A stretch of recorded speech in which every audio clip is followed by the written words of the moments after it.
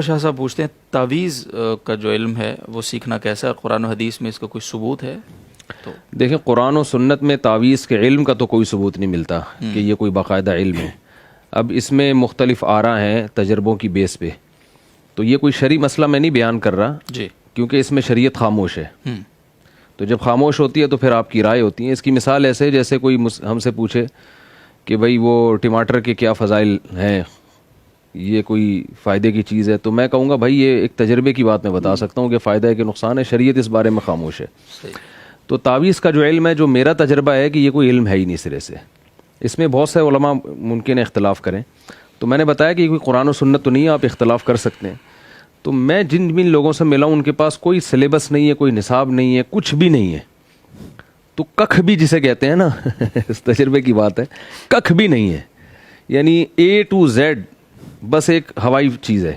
صحیح. تو میرا جو ذاتی رائے ہے، آپ اس کو تفرد کہہ لیں اس لیے کہ پھر لوگ کمنٹس میں بہت برا بلا کہہ رہے ہوتے ہیں اور فلاں دامت برکاتم کا حوالہ دے رہے ہیں، فلاں حضرت جی کا حوالہ فلاں. تو ٹھیک ہے بھائی، وہ تجربہ ہے نا. ایک آدمی کہتا ہے ٹماٹر کے فائدے ہیں، کہتے ہیں نہیں ہے، تو کیا ہے اس میں؟ کون سا کوئی شریعت تھوڑی ہے یہ. تو تعویذ کا جو علم ہے نا وہ علم نہیں ہے کوئی. اس میں زیادہ سے زیادہ یہ بات ہے جو میرا تجربہ ہے کہ بعض اہل اللہ ایسے مقام پر ہوتے ہیں کہ بطور کرامت اللہ تعالیٰ وہ کسی پہ کچھ بھی پڑھ کے پھونک لگا دینا، بس اللہ کی مدد ان کے ساتھ ہوتی ہے. جیسے شیخ موسیٰ روحانی بازی رحمہ اللہ تعالیٰ، بڑے اللہ والے بزرگ تھے، وہ کسی کو بھی تعویذ لکھ کے دیتے تو بڑے بڑے علماء سے ہم نے سنا ہے جو ان کے قریب رہنے والے، وہ تعویذ لازمی اثر کرتا تھا. تو یہ تعویذ کا اتنا کمال نہیں ہے، یہ تعویذ بنانے والے کا، کیونکہ انتقال کے بعد ان کی قبر سے بھی خوشبو آتی رہی ہے. تو کچھ اللہ والے ایسے ہوتے ہیں بطور کرامت کے، وہ اپنے ذوق کے حساب سے کچھ بھی لکھ کے دے دیتے ہیں. کچھ بھی کا مطلب نہیں کہ شرکیہ چیزیں لکھ کے دینا شروع کر دیں یا کیڑے مکوڑے بنا دیں اس میں، یعنی کوئی بھی اس کی مناسبت سے قرآن کی آیت. اس کی مثال ایسے ہے جیسے محبت پیدا نہیں ہو رہی میاں بیوی میں، تو القیت علیک محبۃ منی کا تعویذ بنا کے دے دیا. تو اللہ سے امید کی جا سکتی ہے کہ اس آیت کا جو مضمون ہے اس کی برکت ان کو حاصل ہوگی. تو اس میں پہلی بات تو یہ کہ کرامت کے طور پر کسی بزرگ کی دعا میں جیسے بڑا اثر اللہ نے رکھا ہوتا ہے، تو تعویذ بھی ایک نوعیت کی دعا ہی ہے. ٹھیک ہے. دوسرا بعض دفعہ یہ ہوتا ہے کہ آپ کسی کو کوئی بیماری ہے، کوئی مسئلہ ہے، تو آپ کا دماغ چلا جاتا ہے کہ اس بیماری سے متعلق یہ والی آیت بہت زیادہ سوٹیبل ہے، تو وہ آیت لکھ کے دے دی یا وہ وظیفے کے طور پہ بتا دی کہ یہ پڑھ لیا کرو تو فائدہ ہوگا. تو اس آیت اور اس کے جو مرض ہے نا اس میں مناسبت ہوتی ہے، تو وہ کوئی بھی دے سکتا ہے. دماغ بعض لوگوں کا زیادہ چلتا ہے، بعض کا کم چلتا ہے، تو وہ اس آیت کی مناسبت سے جو ہے وہ یعنی اس کی بیماری کی مناسبت سے وہ آیت دے دیتے ہیں، تو اس کا بڑا فائدہ ہوتا ہے. تو یہ اس حد تک تو ٹھیک ہے. ٹھیک. باقی یہ کہ یہ فن ہم نے سیکھا تو پتہ نہیں کہاں سے سیکھا ہے، کیا سیکھا ہے. جس سے پوچھو جس سے سیکھا وہ بھی کہہ رہا ہوگا بس میں نے سیکھا. بس کوئی تو چیز ہو نا سامنے. ٹھیک ہے. تو ہومیوپیتھک دوا کا بھی کچھ ہے نا، کچھ اس کی بھی کچھ اجزاء ہوتے ہیں جو کسی نہ کسی درجے میں، جو یہاں تو کوئی ہے ہی نہیں کچھ. تو یہ بس ایک ذوقی چیز ہے. بعض دفعہ اس میں یہ بھی ہوتا ہے کہ سامنے والے کا عقیدہ اتنا، آپ پر عقیدت اتنی زیادہ ہوتی ہے کہ آپ ویسے ہی پھونک لگا دیں تو بندہ ویسے ہی ٹھیک ہو جاتا ہے. مجھے یاد ہے کہ ایک دفعہ ایک بچی کے پتہ نہیں یہاں ٹونسلز نکلے ہوئے تھے، اتنا گردن پھولی ہوئی تھی، مجھے لے کر آئے کہ دم کر دیں. میں نے کہا بھائی میں تو دم درود نہیں کرتا. انہوں نے کہا بس کر دیں. میں نے کیا، وہ بچی فوراً ٹھیک ہو گئی. وہ عشاء میں اگلے بچے کو لے آئے وہ. تو اب یہ بعض دفعہ یہ ہوتا ہے اگلے کی عقیدت کی اللہ لاج رکھ لیتا ہے. اس کا خیال ہوگا یہ مولوی، اس کے خیال میں، میں نہیں کہہ رہا، اس کے خیال میں وہ سمجھ رہا ہوگا مولوی صاحب بڑے نیک ہیں تو یہ پھونک مارے تو ٹھیک ہو جاتا ہے. تو اللہ نے کہا چل تیرا ہم خیال کی لاج رکھتے ہیں. پھونک ماری بندہ ٹھیک ہو گیا. تو وہ حالانکہ ہم اپنے پھونکے مارتے رہتے ہیں کچھ بھی نہیں ہوتا ٹھیک ہے نا. تو اس میں پھر دوسرا جو دم کرنے والا یا تعویذ دینے والا ہے اس کی قوت ارادیہ کا بھی دخل ہوتا ہے کہ آپ بڑے اچھے جذبے کے ساتھ اللہ سے، میں نے جب اس پہ دم کیا تو میں نے اللہ سے یہ دعا مانگی، اللہ تو جانتا ہے میں کون ہوں، کتنے پانی میں ہوں، لیکن اس کی عقیدت کی لاج رکھ کے اس کو ٹھیک کر دے.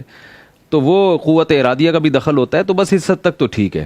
اور اہم ترین بات یہ ہے کہ قرآن کی آیت بطور تعویذ کے کسی کو دینا، اس پر تو جتنے بھی علماء ہیں تقریباً سب کا اتفاق ہے کہ پڑھنے میں اثر زیادہ ہے، لٹکانے میں اثر کم ہے. صحیح. تو اس لیے پڑھنا چاہیے. جو ہمیں احادیث ملتی ہیں اس میں رقیہ میں پڑھنے کا حکم ہے. نبی صلی اللہ علیہ وسلم رات کو سورہ فلق سورہ ناس پڑھ کے اپنے اوپر دم کیا کرتے تھے. تو ہمارے یہاں پرچیوں پہ جو تعویذ لکھا جاتا ہے اس کو زیادہ مؤثر مانا جاتا ہے. حالانکہ جو سنت سے جو چیز ہمیں ملتی ہے وہ ہے بطور رقیہ کے خود تلاوت کرنا, پڑھنا. تو اگر کوئی آپ چاہتے ہیں تو اس یعنی مناسبت سے جیسے جادو ہے تو سورہ فلق سورہ ناس پڑھی جائے. بچے کو بھی کہا جائے کہ وہ پڑھے, نہیں پڑھ سکتا تو پھر کوئی دوسرا پڑھ کے اس پہ دم کر دے. یہ نہیں ہو سکتا تو آخری درجے میں ہے کہ چلو جو ہے نا ایک پرچی پہ سورہ فلق لکھ کے لٹکا دی, تو یہ بالکل آخری درجہ ہے. وہ لوگ یہ کہتے ہیں کہ مطلب پڑھنے میں کبھی بھول جاتا ہے بندہ کبھی کچھ, تو یہ 24 گھنٹے ساتھ ایک چیز رہتی ہے تو اس کا دیکھیں وہ تو ٹھیک ہے, لیکن یہ کہ نبی صلی اللہ علیہ وسلم نے تعویذ کی حوصلہ افزائی تو نہیں کی نا. صحیح. آپ نے فرمایا میری امت کے 70,000 لوگ بغیر حساب کے کتاب کے جنت میں داخل ہوں گے, جن میں ایک تعویذ سے بچنے والے بھی. علامہ نووی رحمہ اللہ نے لکھا ہے اس میں جائز تعویذ مراد ہے. اور پھر دوسری بات یہ کہ یہ چیز جو انسان کو لے کے جاتی ہے نا توکل سے دور کرتی ہے. مثلا اب لوگ جو تعویذ گنڈوں میں زیادہ پڑھتے ہیں دعاؤں کو زیادہ فوکس نہیں کرتے, یہ اس کا بڑا نقصان ہے. وہ کہتے ہیں پڑھنے کو بتا دیں, بھائی ہم آپ کے لیے دعا کر رہے ہیں, کہہ رہے نہیں ہمیں دعا نہیں چاہیے, کوئی پرچی پہ لکھ کے دیں آپ. بھائی آپ اللہ سے دعا مانگو. میں لوگوں کو ایک مثال دیتا ہوں کہ یونس علیہ السلام مچھلی کے پیٹ میں تھے تو انہوں نے اللہ سے دعا مانگی تھی, ربنا ظلمنا انفسنا وان لم تغفر لنا وترحمنا لنکونن من الخاسرین. اللہ مجھ سے خطا ہو گئی ہے معاف کر دے. اس کا دعا کا حاصل یہ ہے کہ یہ جو مچھلی کے پیٹ میں گیا ہوں مجھ سے خطا ہوئی ہے معاف کر دے. اب لوگ پریشانی میں آتے ہیں تو لوگ کہتے ہیں حضرت یونس علیہ السلام نے یہ دعا پڑھی تھی تو 666 مرتبہ یہ والی آیت پڑھنی چاہیے. حالانکہ انہوں نے جس جذبے کے ساتھ وہ دعا مانگی تھی بطور وظیفے کے تکرار نہیں کیا تھا. تو اصل یہ ہے کہ آپ اپنی کوتاہیوں پہ توبہ کریں, اللہ سے دعا مانگیں کہ اللہ میری غلطی ہے, میرے اعمال کی سزا ہے, میں تجھ سے توبہ کرتا ہوں, اس مصیبت کو مجھ سے دور کر دے. تو ہم نے کیا کیا, جو اصل روح تھی یونس علیہ السلام کی دعا کی اس روح کو نہیں لیا, الفاظ کو ہم پکڑ کے بیٹھ گئے. اور یہ وظیفہ پڑھ رہے ہوتے ہیں اور اس وقت بھی نیت یہ ہوتی ہے کہ ندامت نہیں ہے, یعنی ربنا ظلمنا انفسنا, سوری یونس علیہ السلام نے یہ دعا مانگی تھی نا کہ وہ کیا دعا تھی یونس علیہ السلام کی, یہ تو آدم علیہ السلام نے مانگی تھی ربنا ظلمنا انفسنا. یونس علیہ السلام نے لا الہ الا انت سبحانک انی کنت من الظالمین, یہ دعا یونس علیہ السلام کی تھی, اللہ میں ظالمین میں سے ہوں, مجھے معاف کر دے, مجھ سے غلطی ہوئی ہے. تو آج جب یہ وظیفہ کوئی پڑھ رہا ہوتا ہے نا اس وقت دل میں یہ نیت قطعاً نہیں ہوتی کہ مجھ سے غلطی ہوئی ہے, مجھ سے گناہ ہو رہے ہیں, میں توبہ کر رہا ہوں. اس وقت یہ ہوتا ہے کہ میں تو جیسا ہوں ویسے کا ویسے ہی رہوں گا, ٹھیک ہے نا.